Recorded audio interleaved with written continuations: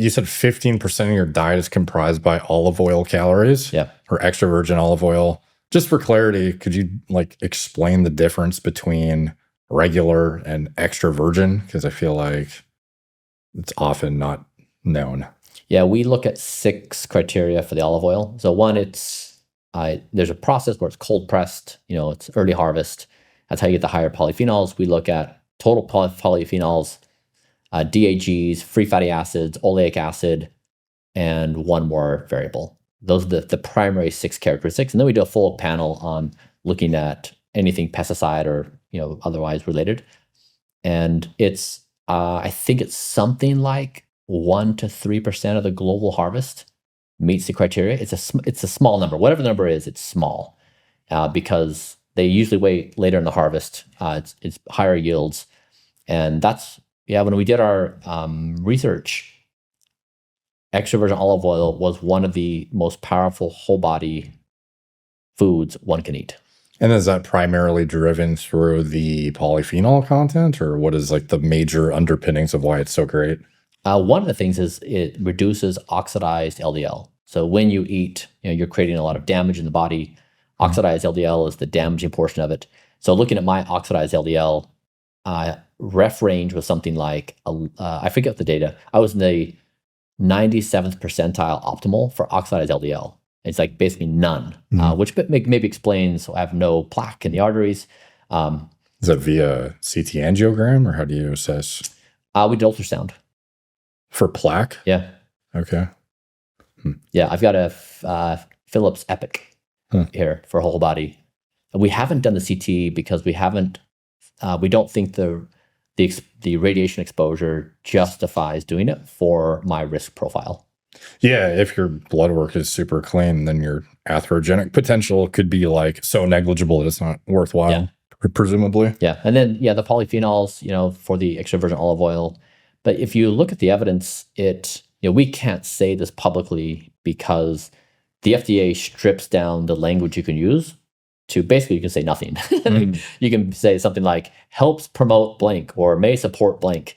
But the evidence we saw in terms of across the spectrum from every indication, it's just one of the most powerful foods. And so, I do 45 mLs a day, 3 tablespoons. Huh. That's interesting on the claims because there was a couple I had written down that I thought were pretty strong that I heard on the Diary of CEO podcast. You know what? That was before we went through the process. Okay. And so when I did that podcast and we started going through the whole process, like, oh my God, I really should have cleaned up my language. Okay. So that was before. Okay, I will not say those things. Thank you. Yeah.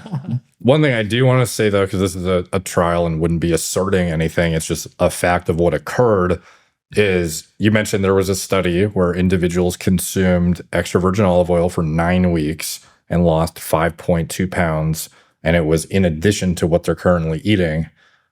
So, and then you said and again, this is like not a statement of disease prevention or anything. You just simply said what I would interpret to be opinion. It's better than Ozempic. Look at the evidence we just shared about what this does.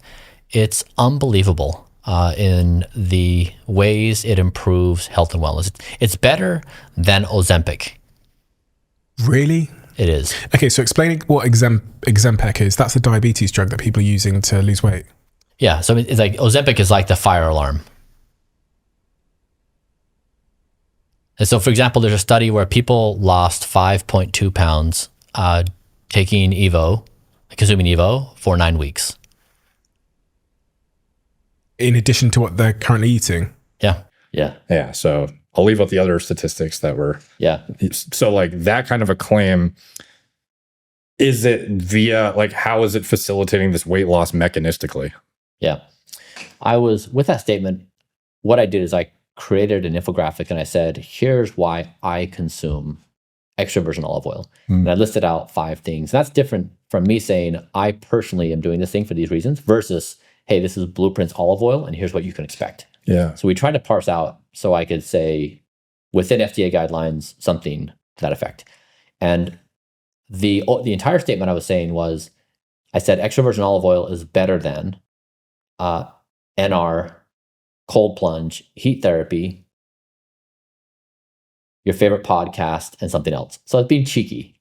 You know, I was basically saying, look, I understand your, you know, most likely you who's listening, you're out and about trying to find out what you can do for your health and wellness. And you're picking things, what to do. Like, do you buy a cold plunge for your house? Do you do sauna? How often, etc. And oftentimes when people are making that consideration, you're not looking at effect. You're not saying like, how significant is this intervention to my well-being? And if it's not, if other things are higher into its effect, then I want to prioritize those things, even if they're not sexy or they're not socially, you know, dominantly talked about. And so what I was trying to say is, if you're looking for effect, you might have a power law in extra virgin olive oil that exceeds the power laws of all these other things that are trendy, because it works across all these different variables inside the body of things you really care about. So I was really trying to get to that point of the difficulty of someone finding out how to decide what to do and why. So, like, I am not to dispute its utility. Like, I think it's, you know, a no-brainer if people can handle the calorie burden without it resulting in overeating as a whole.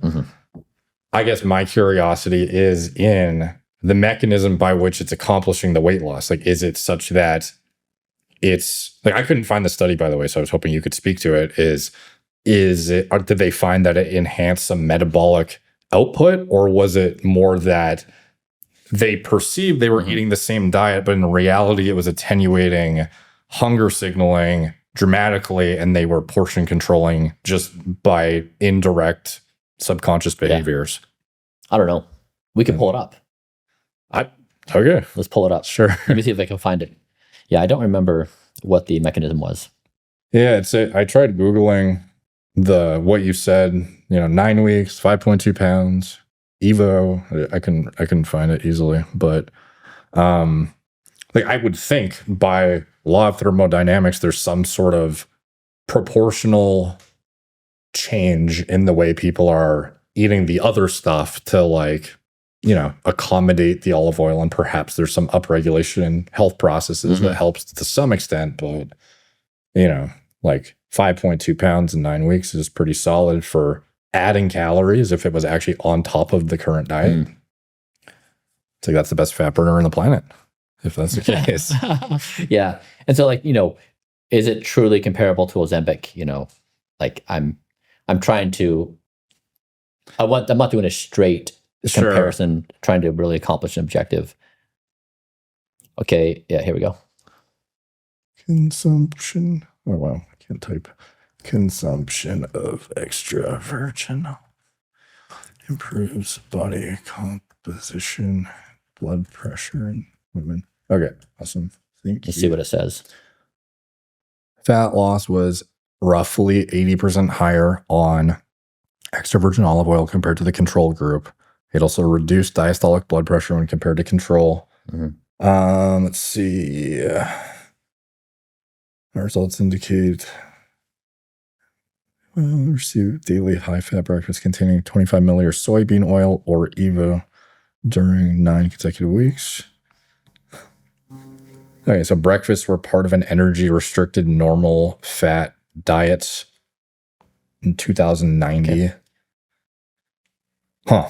So, like, I wouldn't be one to state there's no difference between the oil comparisons. Obviously, olive oil is going to be superior, but would you discern from this result that it is like an appetite satiety signaling regulated mechanism more than likely, and then some fringe health benefits that are more impactful on health status, but not necessarily metabolic output?